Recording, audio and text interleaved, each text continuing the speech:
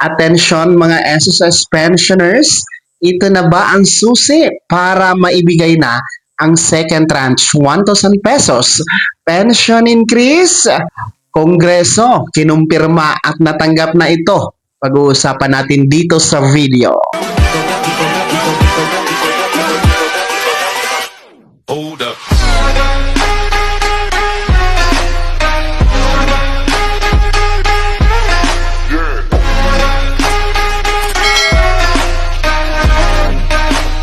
Hello mga ka-vlogs! Welcome dito sa aking YouTube channel. Magandang araw po sa lahat ng mga manonood. Saan po kayong dako sa mundo? Kumusta mga ka-vlogs? Eto mga pensyonado ni SSS, eto na ba ang susi para ang second tranche 1,000 pesos pension increase? Matatanggap na at maibibigay na. Kongreso, kinumpirma at natanggap na ito. Pero kung bago ka pa lang dito sa aking YouTube channel o di kaya hindi ka pa nakasubscribe, abay i-click niyo muna ang ating subscribe button na nasa baba. Huwag niyong kalimutan na pindutin ang notification bell, ilagay niyo po sa all para naman updated ka sa lahat ng mga videos na aking i-upload.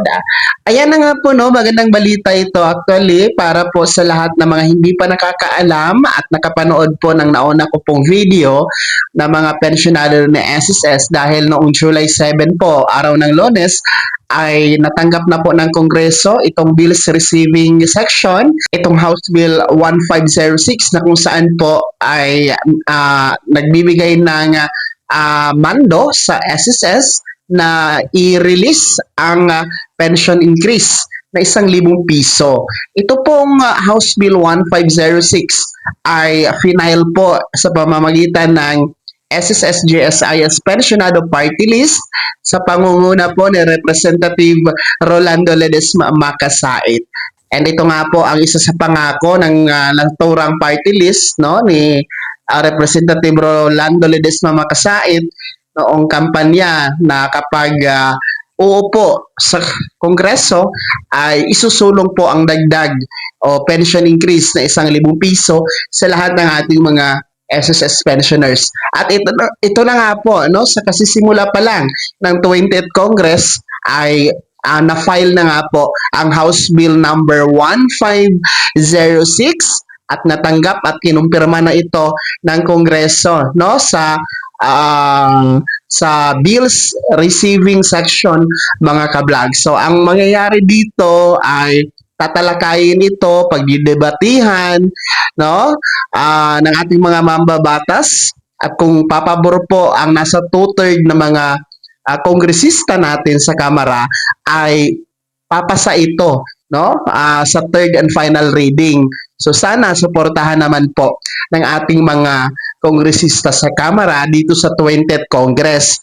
And kapag lulusot po sa Kamara, ito po ay dadako sa Senado and doon na naman po ito isasalang and pagdidibatihan, of course na isaalang-alang dyan kung saan kukunin ang pondo dahil alam naman natin yun yung katwiran ng SSS na hindi nila maibigay ang second tranche na 1,000 pension increase dahil hindi kakayanin ng pondo ng SSS.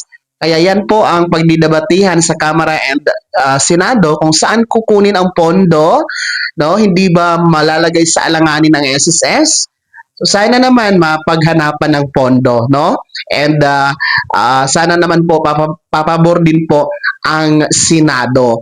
Ang last nito ay sa kay Pangulong Bongbong Marcos kung ito po ay kaniyang tawag nito, susuportahan din, pipirmahan para maging batas na nag-uutos o mag-uutos sa SSS na i-release ang 1,000 piso na pension increase para sa lahat ng mga pensionado. Sana din po susuportahan ni Pangulong Bongbong Marcos kasi ibabalansin naman po yan ng Pangulo kung talagang nakakabuti sa mga pensionado, mga pros and cons, no, between SSS and the pensioners kung win-to-win situation ba yan. So I think naman through the wisdom of our President Marcos ay mababalansin niya kung dapat na bang ibigay ang second tranche. Kailangan kasi po ng approval ng Presidente anumang increase sa SSS since the SSS is state running office or state running insurance company po under our government.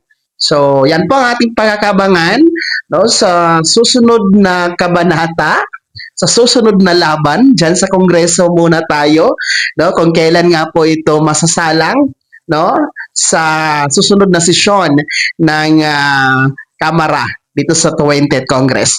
Pero one thing's for sure, magandang development ito. Kahit pa paano na bubuhayan tayo, nabibigyan tayo ng pag-asa na meron pang pag-asa itong second tranche na pension increase sa SSS at ito nga po ay pinangungunahan ng SSS JSIS Pensionado Party List sa pangunguna po ni Representative Rolando Ledesma Makasait. Ayan po ha, manatiling nakatutok lamang dito sa ating YouTube channel para sa updates and development hinggil sa usapin na ito. Kaya naman mga SSS pensioners, ano po ang inyong komento at reaction sa balitang ito? Ito na ba ang susi sa palagay nyo na sa wakas maibigay na, matupad na ang second tranche? Ang inyong komento at reaction, ibahagi sa comment section na nasa baba. Pakilakip ng buong pangalan at kung taga saan kayo.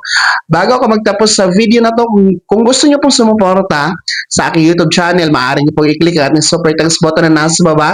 Sa mga gusto maging miyembro, pwede, i-click nyo lamang po ang ating join button. Maraming perks dyan mga ka-vlogs. Be my member now. Sana'y naging gabay ang video na to kahit paano na pag-uusapan natin ang mga mahahalagang bagay-bagay na may kinalaman sa pagiging miyembro, benepisyaryo at pensyonado sa SSS. Kung hindi ka pa nag-subscribe dito sa aking YouTube channel, maaari nyo nang i-click ang ating subscribe button na nasa baba. Huwag nyo kalimutan na pindutin ang notification bell. Ilagay niyo po sa all para naman updated ka sa lahat ng mga videos na aking i-upload. Maaari nyo rin i-like ang video na ito at kung meron ka pa mga katanungan, maaari nyo i-komento sa comment section na nasa baba. Paki-follow na din po ang aking official Facebook page na nasa screen nyo. Muli po, ako si Daniel Timpawa na nagsasabing dito sa aking YouTube channel, Pawang Katotohanan at lahat totoo lamang.